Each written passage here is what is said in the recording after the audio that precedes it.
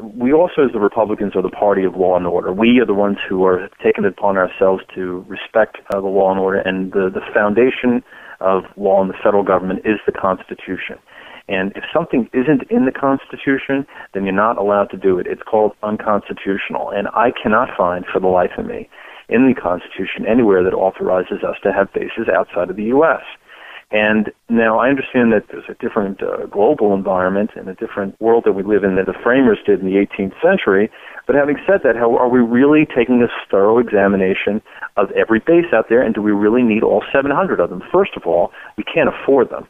So on a practical matter, but even before that, is our base in Bulgaria making us any safer? Is our base in Crete still making us any safer? Do we really need to still be in Okinawa? I mean, we have to ask these questions.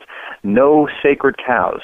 We have to ask the questions of everything across the board, because if not, then what happens is that these interests in the federal government start leading us as opposed to the other way around. Let's just say you become Congressman Dennis. Has a nice ring to it. Okay. Well, let's just say you become Congressman Dennis.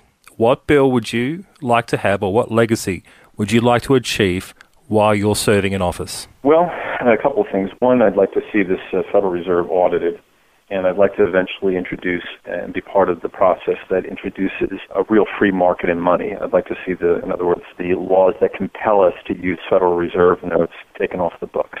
I think that's the crux of the problem. The government owning the money supply is the power base for Washington, D.C. It's where all naughty stuff starts.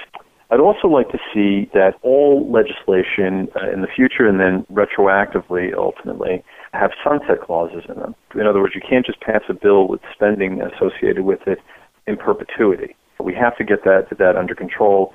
And then lastly, as overarching legacy, I'd like to be one of the people who come back in and get us all to agree once again to lay the moral argument on the table that what we ought to be doing is following the Constitution. As uncomfortable as that discussion is right now, it is in fact the contract that we have with one another. It is in fact the contract that we have with the federal government. It is in fact the contract that the states have with the federal government, and we disregard it on a regular basis and make all sorts of excuses why we shouldn't. That's where we need to. That's where we went off the tracks, and that's what we need to do to get back on track again. Well, John Dennis, you're challenging House Speaker Nancy Pelosi in the Californian 8th Congressional District in November. You can be found at johndennis2010.com. There's also links to your Facebook site, Twitter, even your YouTube channel. They are all accessible through your campaign site. John Dennis, thank you so much for speaking to us today on Solid Principles. Great pleasure was mine. Thank you. Solid Principles. And that's all the time we have on this edition of Solid Principles. If you'd like to hear previous installments for the 2010 Contender Series, check out our interviews with California Assemblyman Chuck Duvall, who's currently challenging Senator Barbara Boxer. That can be found on Episode 10. Attorney General for the state of Utah, Mark Shurtleff, challenging Utah Republican incumbent Senator Bob Bennett. That's on Episode 12.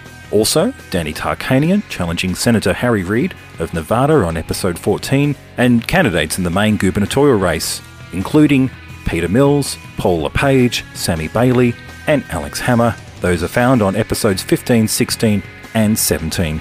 All this, as well as back editions of this podcast, can be found at our website, solidprinciples.com, and at iTunes. Also, if you enjoy this podcast and if you subscribe to Solid Principles through iTunes, we encourage you to rate and review this show. It all helps Solid Principles gain exposure. You can also follow our Twitter feed or join our Facebook group. Those links are located on our homepage. Solid Principles is brought to you by myself, Craig Edwards, and John Cronin. Thank you for listening, and may God continue to bless and protect America.